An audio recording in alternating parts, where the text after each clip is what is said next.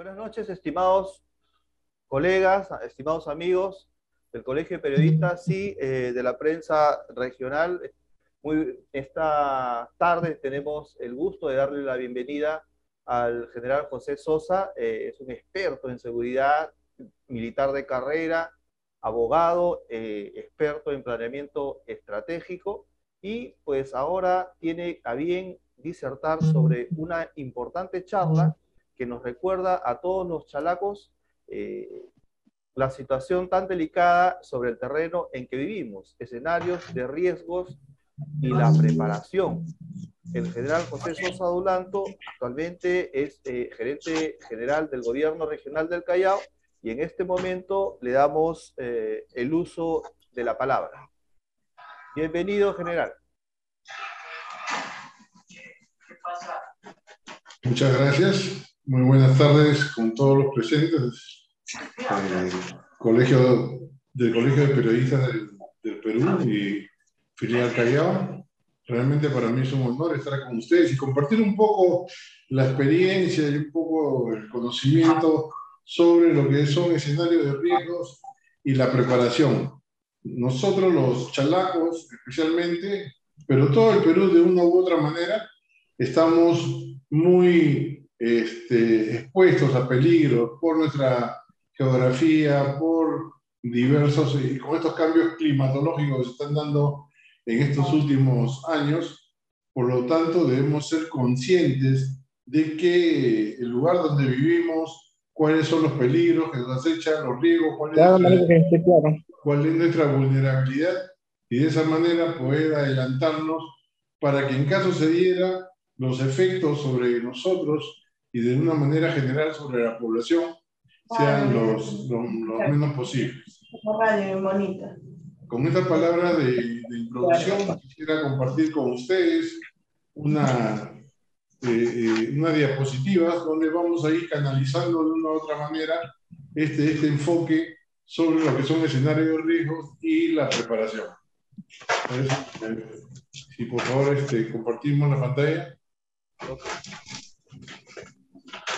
Ahí tienen que llamarle a Nicolás por el cuento de Chile. Nicolás cuenta el chisme con gracias.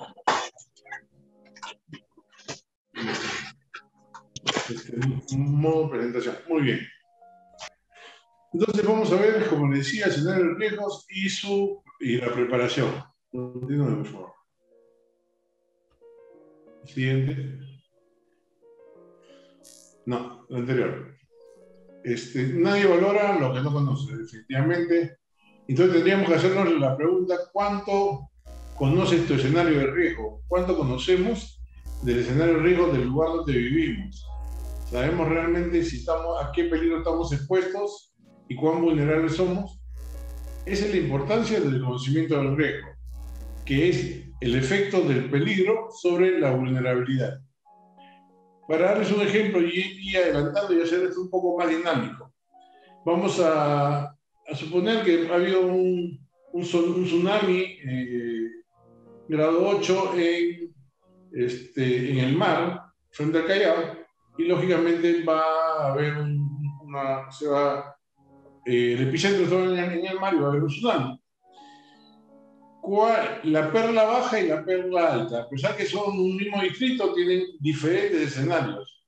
La perla baja está algunos metros más sobre el nivel del mar, mientras que la perla alta sí está por encima de los 30 metros. Entonces veremos que es mucho más vulnerable a un tsunami la perla baja que la perla alta. De esta manera es como nosotros debemos de razonar para poder llegar a conocer a qué peligro realmente somos vulnerables. Entonces, como dice la diapositiva, un paso ineludible para orientar nuestro accionar en la gestión de riesgo de desastre es este conocimiento. Pase, por favor. Entonces, tenemos que nuestro territorio, ¿cuál es el escenario de nuestro país? Nuestro territorio es mega diverso en cuanto a clima, geología, relieve, ecología, paisaje, fenomenología. Tenemos una serie de recursos naturales, una serie de potenciales a lo largo y ancho de nuestro país. Y también poblaciones de diversas condiciones sociales, económicas y culturales. Entonces, esto de acá, todo esto, eso es el escenario. Pero ahora, ¿cuáles son los peligros? Pase lo siguiente, por favor. Un clic. Entonces, ahí vemos los peligros a los que estamos expuestos, ¿no? A sismos, aluviones, inundaciones, heladas, sequías y otras más. Si ustedes aprecian, en esta diapositiva van a ver que está un mapa de nuestro país y tenemos una leyenda en la cual vamos a ver zonas que normalmente son afectadas por actividad sísmica, otras que tienen sequías periódicas, otras que están afectadas por inundaciones y lluvias, zonas de inundaciones en la costa, zonas de inundaciones en la selva, zonas de deslizamiento y huaicos, y la probabilidad de aludes y aluviones por presencia de glaciares y lagunas. Entonces vamos a ver que inclusive hay escenarios de riesgo que son multipeligros. O sea, hay lugares donde tienen más de un peligro que puede afectar a esa población, ¿no? Y ahí lo vamos viendo. Y uno de esos es, por ejemplo, el Callao. En el Callao, además del sismo, tenemos también el tsunami, también tenemos inundaciones, como la que pasó en el año 95 con el río Rímac, que inundó toda la zona de Gambetta, Petroperú, Base Naval y aledaños, ¿no? Ahí hubo un problema de la falta de descolmatación del río Rímac, lo que hizo que una creciente un poco más alta de lo que era normalmente rompiera sus orillas y causara la inundación de estas zonas aledañas. Pase, por favor.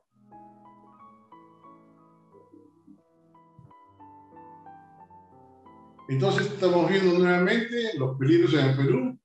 Vemos inundaciones, huaicos, avalanchas, tsunamis, sismos, la actividad volcánica, las heladas y friaje y deslizamiento.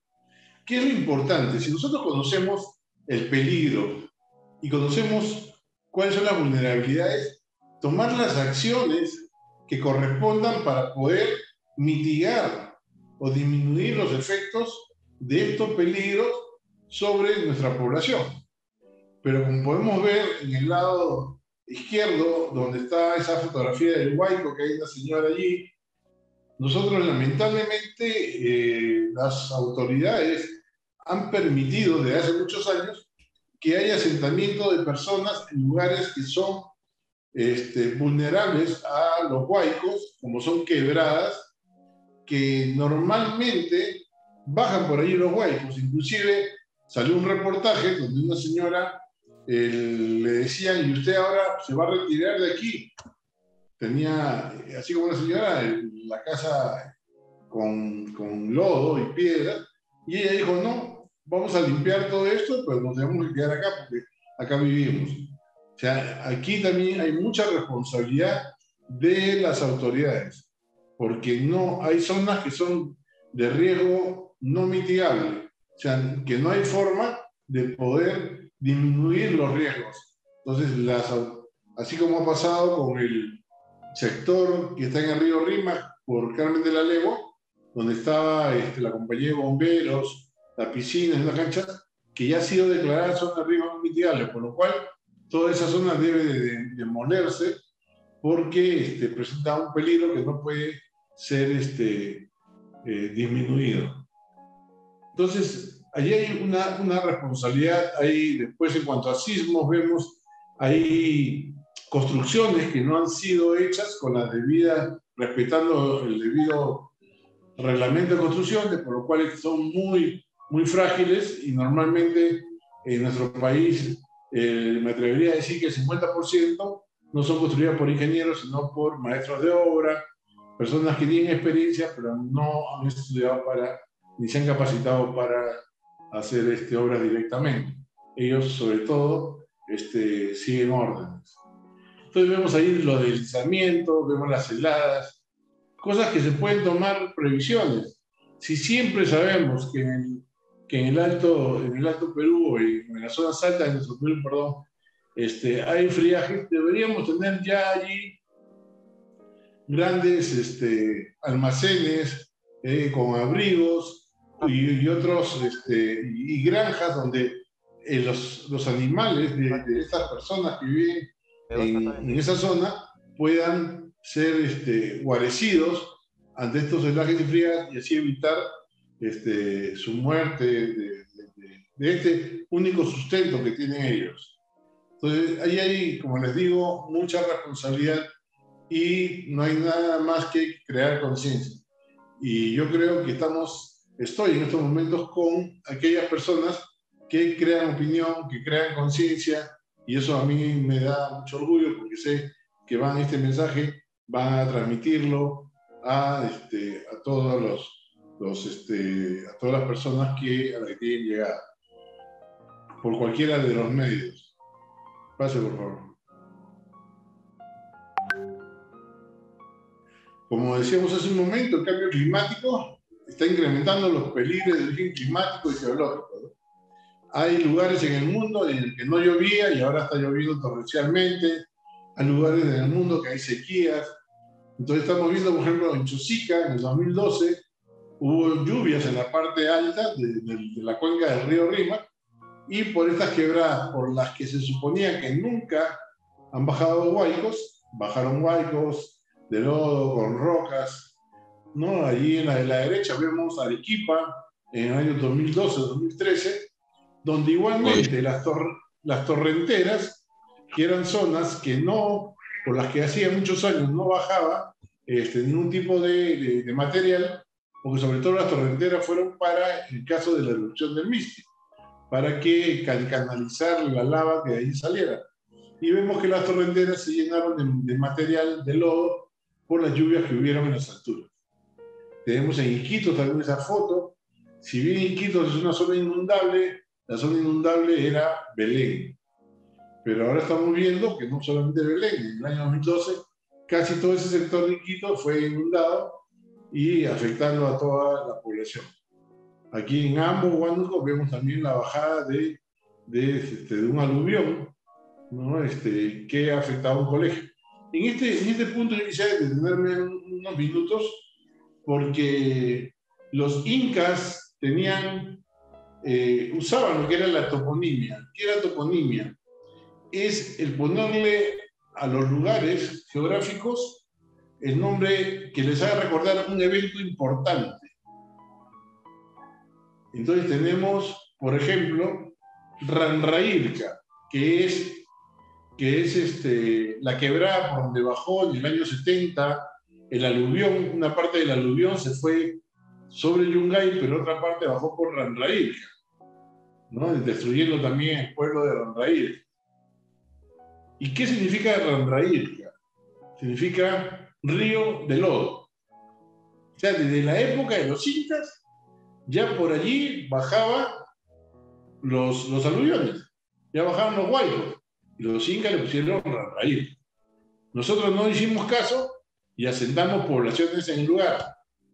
Y si ustedes van hoy día a Ranraírca, yo iba hace 2 años, van a encontrar que cerca a un colegio que está en la misma quebrada de Ranraírca, va a encontrar una roca que debe tener unos 14 metros de altura. O sea, que es una de las rocas que llegó con el terremoto del 70, que se desprendió del Huascarán. Entonces, ¿cómo? Si nosotros somos autoridades, ¿cómo el gobierno nacional o las autoridades del lugar permiten que en zonas como Ranraírca, donde normalmente, de repente en un periodo muy amplio, pero normalmente van a bajar estos aluviones o estos huaicos, se vuelva a construir, ¿no? Entonces, miren la sabiduría de los incas y miren la terquedad de nosotros, ¿no? Pasa, por favor. Lima tiene 3 cuencas. Por el norte, la cuenca de Chillón. Por el centro, la cuenca del río Rímac. Y por el sur, la cuenca del río Rin. Estas tres cuencas, la que más tiene actividad es la del río Rímac, segundo la del río Chillón y tercero la del río Lurí.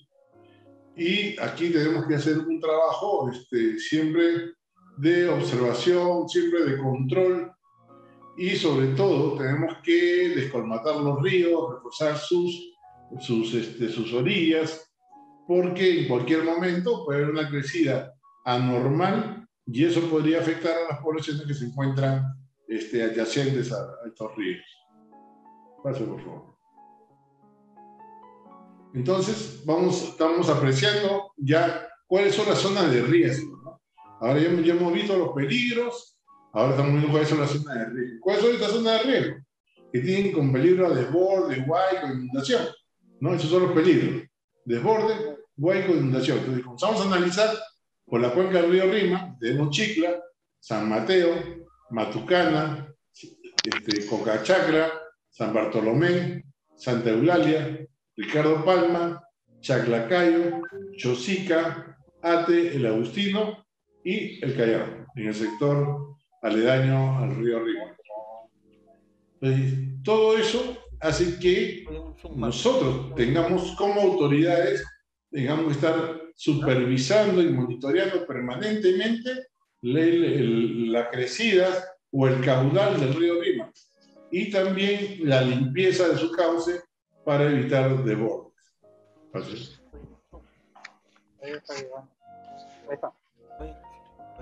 ¿No? Vamos a ver los flujos de detritos, que no es otra cosa que estos desbordes, estos aluviones que se causan por las lluvias que se dan en las alturas.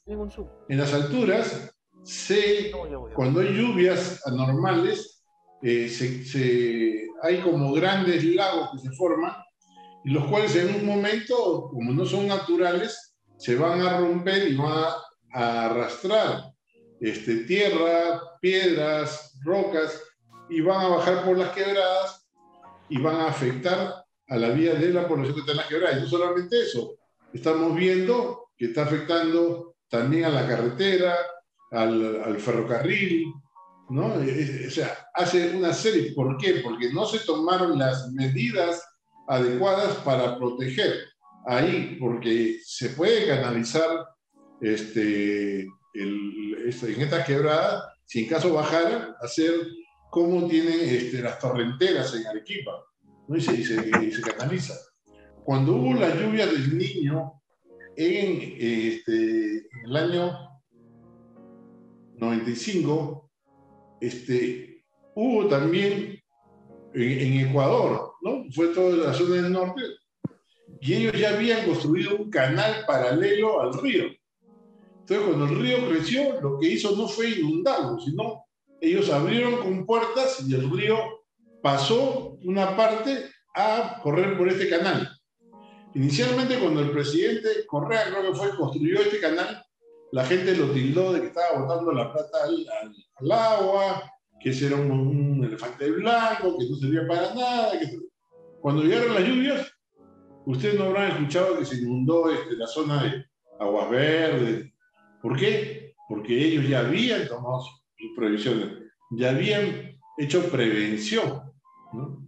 Habían visto la manera de que si eso sucedía, no afectara grandemente la vida de su población. Y así fue. Y eso es lo que a veces nos falta a nosotros. Entonces, tenemos los componentes y procesos de la gestión de riesgos de desastres. Actualmente ya existe el Centro Nacional de Prevención de Riesgos de Desastres que realizan dos gestiones.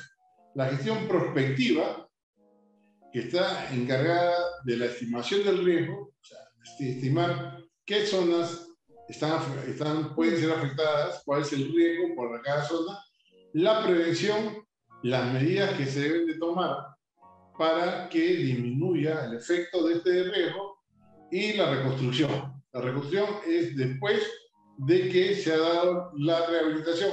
Ya la reconstrucción es que vuelva la zona a poder desempeñar su vida y actividades de forma normal.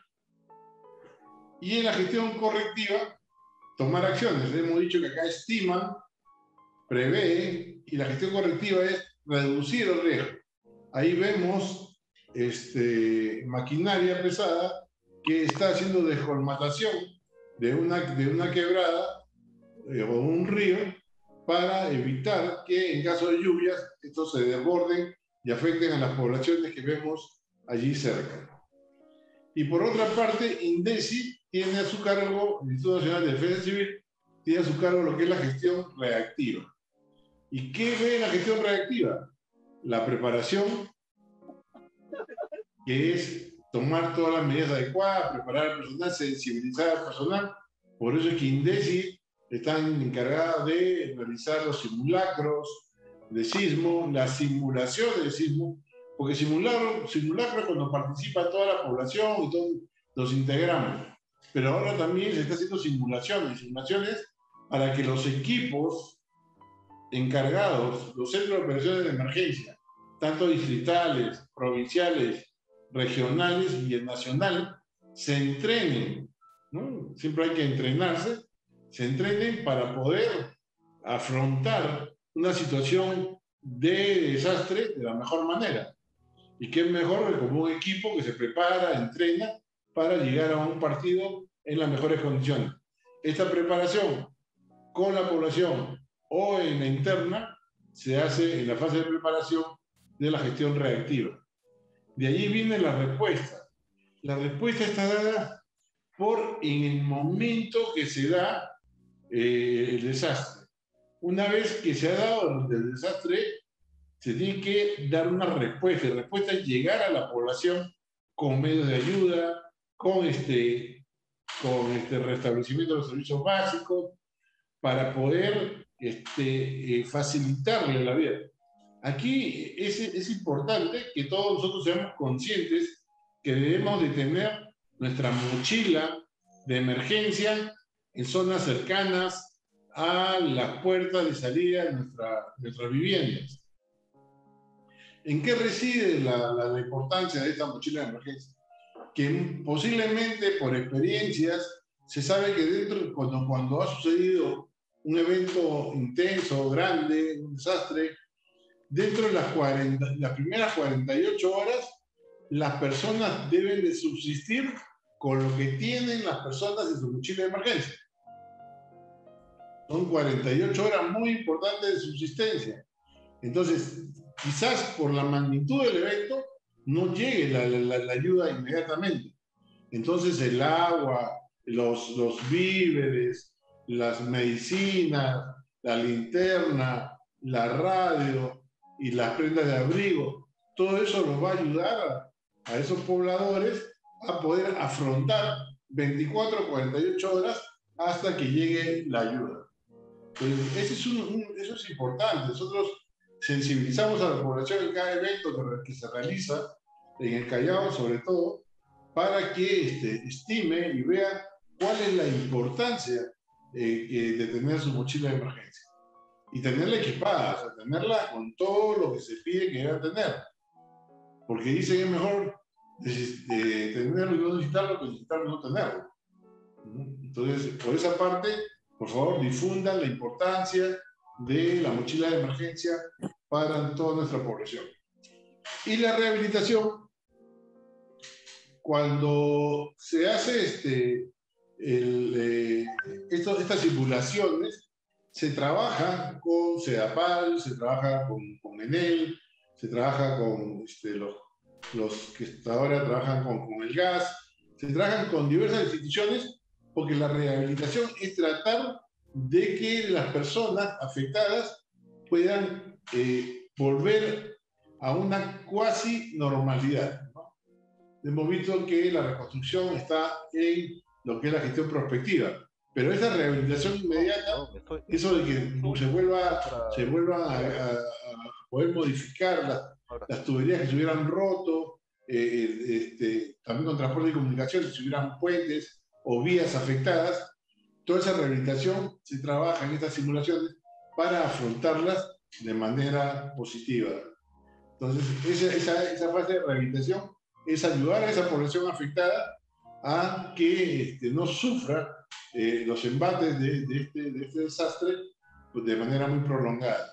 Y posteriormente se iniciará la fase de reconstrucción que está a cargo del CENEPRED. Paso.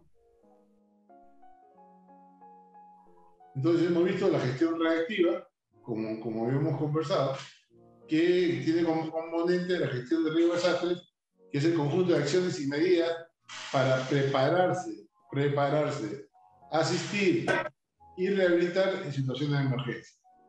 Lo que conversábamos, ¿no? Prepararnos en caso de desastre, la respuesta, que es asistir, la respuesta que le damos a la población, y rehabilitar, ayudarlos a volver a una vida cuasi normal. Así.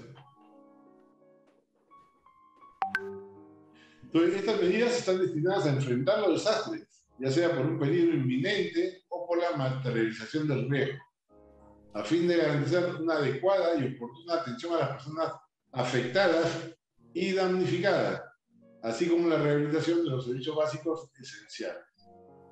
¿No? Ahí tienen una imagen que dice nuestros derechos ante situaciones de desastre.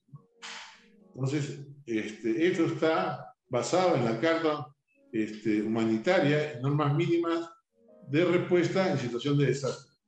También hay un código establecido para qué cosas es lo que se debe atender primero en esta población. Estamos viendo el tema de salud, estamos viendo el tema de alimentación, estamos viendo la atención de los niños para que psicológicamente no se afecten, estamos viendo también el agua y otros servicios que tienen que atenderse inmediatamente. Esto, si bien no soluciona lo que ha sido afectado, por lo menos disminuye sus efectos. En este componente dice se desarrollan los procesos y subprocesos de la preparación, respuesta y rehabilitación. ¿Así?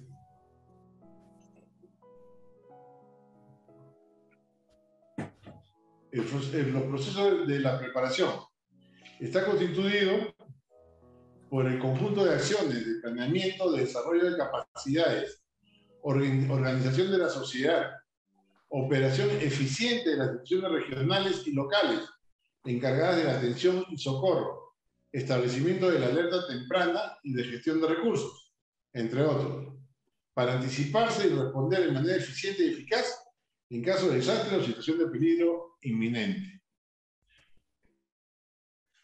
Es importante que las autoridades, nosotros tenemos un almacén de ayuda humanitaria en nuestro centro de operaciones de emergencia regional. Pero así como nosotros tenemos un almacén, cada uno a nivel distrital también debe haber un almacén de ayuda humanitaria, de ayuda humanitaria, a nivel provincial, a nivel regional y a nivel nacional. Ustedes ven que, por ejemplo, acá en Lima, en la avenida Argentina, el INDECI tiene grandes almacenes donde tienen material para, en caso se necesitara, poder apoyar tanto a Callao o a cualquiera de las regiones afectadas. Lo importante es aquí que las autoridades tomen una real conciencia, porque muchas veces hemos visto, por el principio de subsidiariedad, agregarle comida a su platito de Hipólito. Lupina, por favor, si podrías silenciar tu micro, gracias. Por el principio de humanitario, como habíamos dicho hace un momento, cuando sucede, por ejemplo, ustedes han participado mucho en estos casos, y el más emblemático fue el de Don Bosco, en Corongo, que hubieron 400 personas afectadas en el incendio. Entonces, la municipalidad de Callao, y esto lo tomamos a manera de enseñanza, ¿no? Acá no venimos a hacer conflictos con nadie, pero a manera de enseñanza es el distrito quien debe de tener los bienes de ayuda humanitaria para poder alcanzarle a la población que ha sido afectada, en este caso por un incendio. Si el distrito no lo tuviera, el distrito voltea y le pide a la provincial. Si la provincial no lo tuviera, voltea y lo pide a la regional. Y la regional no se lo entrega al damnificado. Por este principio, nosotros tenemos que entregárselo al nivel inferior. Y en este caso se lo entregamos al COER, o Centro de Operación de Emergencia Distrital, que tiene ya hecho la evaluación conjuntamente con nosotros, para que se le entregue a la persona damnificada las carpas, las camas, los colchones, los útiles de limpieza, los útiles de cocina. Todas esas cosas, como se realizó esa vez, pusimos allí en el incendio, pusimos fueron 106 carpas, si mal no recuerdo, con sus respectivos, con sus respectivas camas, con colchones, con prendas de cama, se hicieron cocinas comunitarias, hubo alumbrados, se pusieron baños también, estos baños portátiles para que la población lo use. Y de esa manera, si bien nosotros no estábamos haciendo que las personas... Ana, por favor, silencien sus micros. Está bien, Chora. Anita, por favor, silencien ¿Con qué se vacunó? Ah, ya ven. Si bien nosotros lo que habíamos hecho ahí era ayudar a esas personas a que por lo menos esa noche no durmieran a la intemperie. Todos ustedes, yo sé que acudieron a poder verificar y se dieron y encontraron que tenían las 106 carpas armadas, estaban los camarotes con sus colchones, con sus prendas de cama, y esas personas durmieron con comida caliente, con agua y cubiertas de las inclemencias del clima. Esa es nuestra tarea como autoridades. Nosotros tenemos que pensar en el vecino. No podemos hacer una gestión que no piense en el bienestar de los habitantes de nuestro distrito, provincia o región. Entonces, desde aquí un llamado para que los responsables puedan equipar con bien ayuda humanitaria sus almacenes a fin de poder enfrentar cualquier evento en las mejores condiciones. Entonces, acciones que se deben desarrollar en la preparación.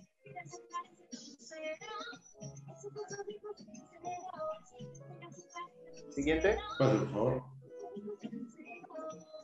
Entonces tenemos el desarrollo de planes de la gestión reactiva del riesgo, ¿no? ¿Cómo vamos a reaccionar? Entonces dice, formular y actualizar permanentemente en concordancia con el Plan Nacional de Gestión del Riesgo de Desastres, el planeamiento de la preparación. Que estamos viendo las fases. Preparación, la respuesta y la rehabilitación de los diferentes niveles de gobierno. Entonces, es lo que yo les hablaba hace un momento de la simulación que hacen los equipos que están a cargo de cada uno de los niveles para poder ejecutar. En estos casos, aquí van a ver estos planes. El plan de preparación, o sea, que vamos a hacer antes de el plan de operaciones de emergencia, una vez que se ha dado, ¿no? ¿Con qué contamos? ¿Cuáles son los elementos de primera línea? ¿Quiénes son los que van a intervenir directamente? También tenemos que, en esta fase, de preparación, tenemos que plan de educación comunitaria. Por eso que se hacen los simulacros, por eso que se hace la sensibilización a la población, por eso que vamos nosotros por diferentes sectores, sobre todo zonas que son vulnerables, como Salida Colonia, Tehuinza, Acapulco, Márquez, Allá de la Torre, todas estas zonas que son vulnerables, por ejemplo, en este caso, vulnerables a un tsunami, vamos nosotros conversando con ellos, viendo sus vías de evacuación, que estén señalizadas, que puedan salir a un lugar seguro en un buen tiempo, y los acompañamos en todo este proceso para que ellos no se sientan que están solos para enfrentar este posible desastre. También tenemos el plan de rehabilitación. Una vez que se dio la respuesta, tenemos que tener un plan de rehabilitación.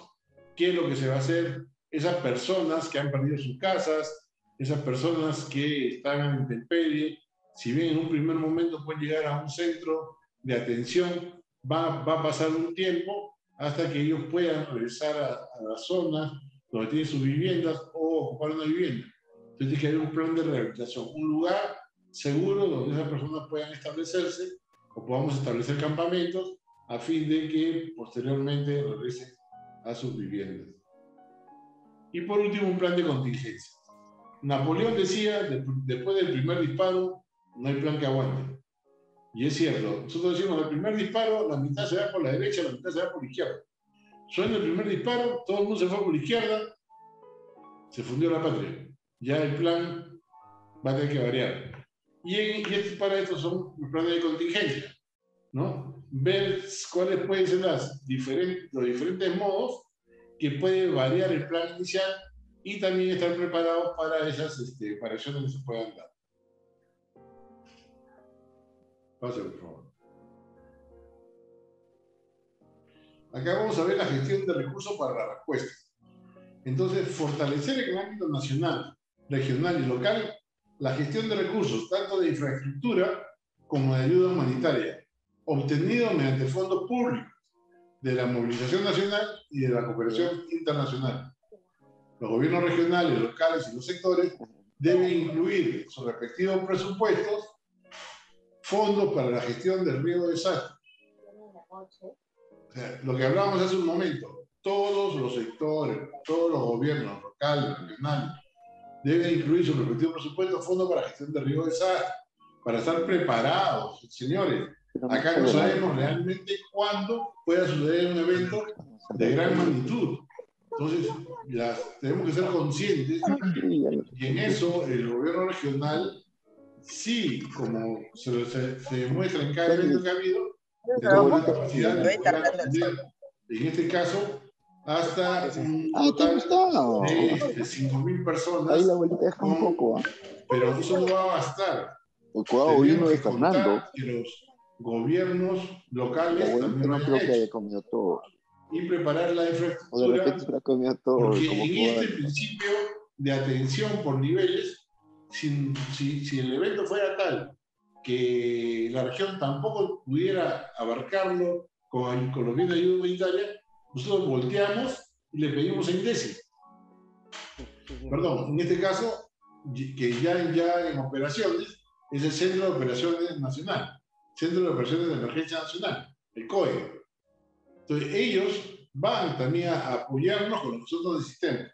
Y como se ha visto en el caso de muchos países, cuando en el ámbito nacional también ya se ha desbordado y no cuentan con toda la ayuda, se recurre a la ayuda o a la cooperación internacional.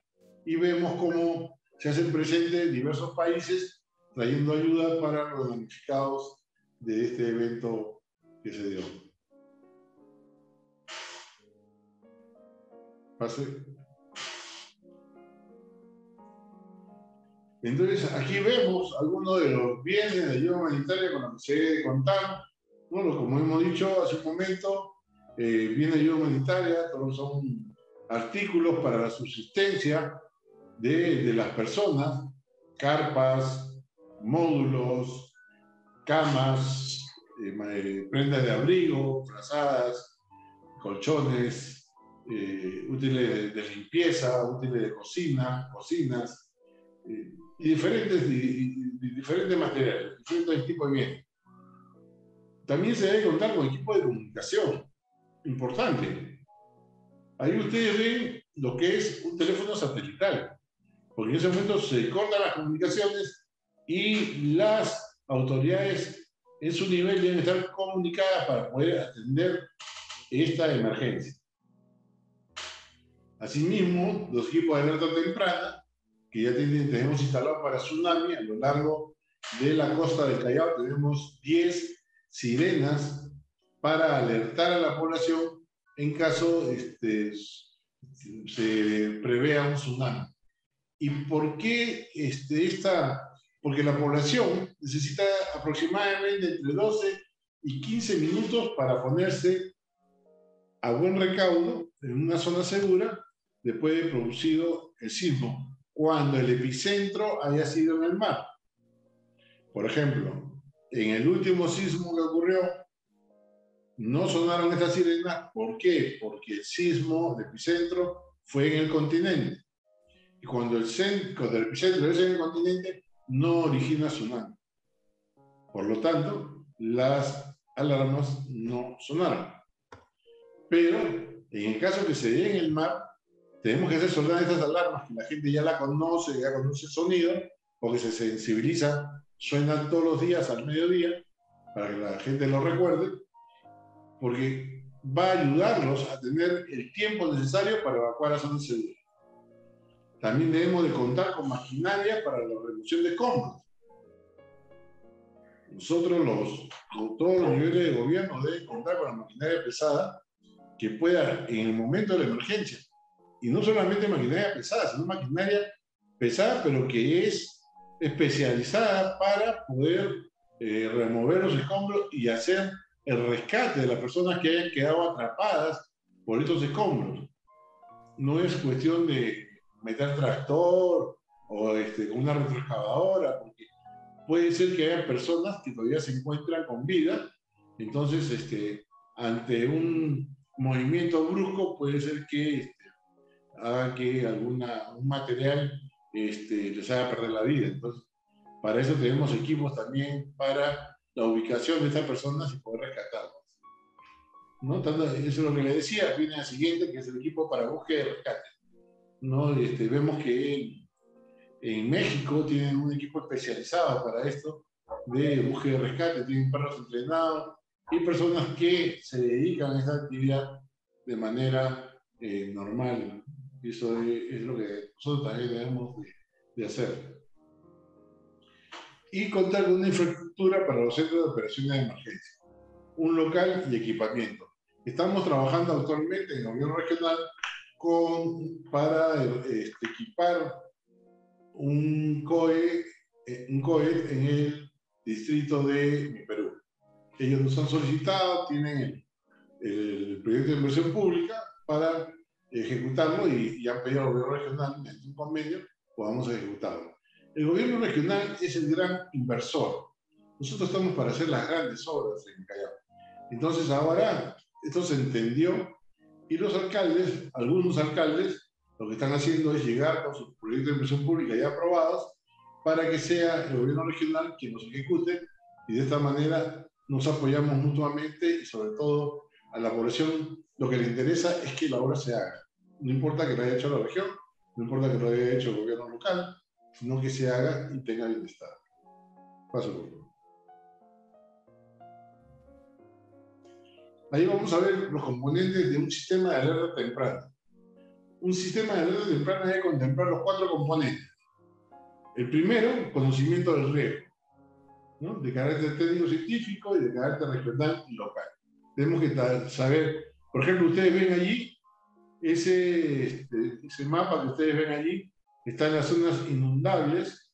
El rosado más claro es con un sismo de 8, y el color más oscuro, el rosado más oscuro, es con un sismo de 8.5 a 9. ¿No? Eso es lo que se prevé según la Dirección de Hidrografía y Navegación de la Marina, cuáles son las zonas que se van a inundar ante un tsunami. Entonces ya conocemos el riesgo, ahora vamos a hacer el monitoreo y alerta. En todo lo que es la cuenca del Pacífico, hay un sistema de alerta temprana que tiene su sede en Hawái. Pertenece a la Marina de los Estados Unidos, pero a la cual, a través de la Dirección de Hidrografía y Navegación de la Marina, de Perú pertenece también a este sistema. Y está monitoreando permanentemente el estado del mar en toda esta cuenca del Pacífico. En caso de un sismo, y en caso de que este sismo produzca un tsunami, se van a encender las alertas inmediatamente, le van a avisar a los países que podrían ser afectados por este tsunami. Entonces, en caso nos avisen a nosotros a través del Centro de Operación de Emergencia Nacional, le va a comunicar, es automático a todos los centros de operaciones de emergencia para que en caso sea un tsunami puedan hacer sonar las alarmas y que la población efectúe la debida evacuación.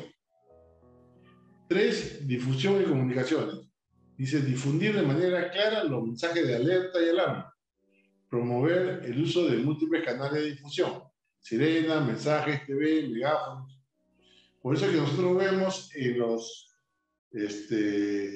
simulacros que no solamente suenan las sirenas, sino también por televisión, pasan mensajes del sismo y también pasan vehículos, sobre todo de la policía y las Fuerzas Armadas, indicando a la población que deben de evacuar hacia un lugar seguro. Ese es el mensaje. Y por último, tenemos capacidad de respuesta. Aquí, donde yo les decía, elaborar los planes de contingencia para fortalecer la capacidad de respuesta de la población. Y eso se realiza a través de simulacros, talleres y otros. Así vamos entrenando conjuntamente con la población para saber cómo vamos a enfrentar este desastre que se puede dar en nuestro ámbito de responsabilidad, que es el Callao. Paso, por favor. Entonces, el tipo de alerta temprana tenemos para sismos y tsunami, como habíamos dicho inicialmente, que es lo que más nos puede interesar en el Callao, estamos más expuestos. También tenemos para huaicos, para deslizamientos, heladas y nevadas, volcanes e inundaciones. Por ejemplo, claro, todo lo que es la zona de Moquegua, Alta de Moquegua, Arequipa, deben estar siempre pendientes de las erupciones volcánicas. Ellos deben estar monitoreando permanentemente el accionar de cada uno de los volcanes que tienen cerca a sus poblaciones. El Ubinos, el Omate, el Chachani, todos esos volcanes. Después, en cuanto a deslizamiento, lo que ha sucedido en la carretera cercana de Tarapoto hasta Tabagua, esa zona es una zona que tiene una falla geológica. Siempre, yo le digo, porque yo he sido comandante general de esa brigada, de la 6ª Brigada de Selva, y tenía responsabilidad de todo el departamento de Amazonas. Y siempre que hay un temblor se afecta de esa manera la carretera porque esa es una falla geológica. Siempre se viene deslizando el terreno. Entonces, eso se enfrenta haciendo mayores desarrollos para que la carretera no pase por estas zonas que están siendo afectadas por la falla. En cuanto a inundaciones, también se tiene previsto, cuando se incrementan las lluvias, el Senami hace un monitoreo de cuánto es el nivel pluvial que está afectando una u otra zona para poder darle la alerta en las poblaciones que están cerca. Y por último, las heladas, sabemos que ese es un fenómeno que se da de manera casi permanente en las alturas de nuestro país. Por lo tanto, es necesario estar preparados y alertas. Y no olvidarse nunca que defensa civil es tarea de todos. Y no podemos abstraernos a esa responsabilidad que todos tenemos en nuestras casas, en nuestros distritos, en nuestra provincia, en nuestra región. Todos debemos estar, porque en nuestras casas nosotros tenemos nuestra mochila de emergencia. Yo conozco muchas familias que ya han entrenado y saben quién va a salir primero, saben quién va a coger qué. Los hijos tienen responsabilidades, la esposa tiene responsabilidades, saben quién tiene la llave. O sea, todo eso porque en el momento, cuando ustedes sientan el sismo y quieran ponerse de acuerdo quién hace qué, yo creo que pueden lamentarlo. Por lo tanto, no debemos llegar a esos extremos y lo que hemos conversado hoy día les pueda servir en algo para incrementar la conciencia que yo sé que todos ustedes tienen sobre lo que es la prevención en defensa civil. Eso es todo, les agradezco la atención. Quizás me he extendido un poco, pero yo creo que era necesario para poder tener una visión más amplia de lo que teníamos que conversar hoy día. Gracias. Bueno, Muchísimas gracias, general. Excelente posición, gracias. Queremos agradecer de manera especial a nuestro general, el Julio Curoigua del Callao. En realidad nos ha dado una cátedra de lo que es importante tener una mochila de emergencia que en tiempo de paz o en tiempo de estabilidad uno no le toma la mayor importancia, pero llegada la hora fatal cobra una vigencia superlativa. Ya nos acaba de recordar que la ayuda va a llegar después de 2 días. Entonces allí sí es importante. Quiero dejar las palabras de agradecimiento al compañero Juan Carlos Solano, quien ha tenido a bien hacer la convocatoria a los colegas de la prensa del Callao, los colegas del Colegio de Periodistas y, por supuesto, a nuestro general Sosa. Colega, adelante, un minuto, por favor. Bien, bien, general. Muchísimas gracias. Muchísimas gracias por su presentación esta tarde, esta noche, y decirle que lo esperamos para una nueva presentación también, porque vamos a seguir con este rol de conferencias a nivel de Callao y Lima, y pronto a nivel nacional con las demás filiales o colegios regionales de periodistas del Perú. Sí, hay una inquietud a nivel nacional sobre esta situación que Amazonas ha puesto, digamos, la clarinada de alerta. Muy agradecidos nuevamente. Vamos a colgar esto en nuestro Facebook institucional y con la venia de nuestro general vamos a convocarlo para hacer desde el Callao ese faro de luz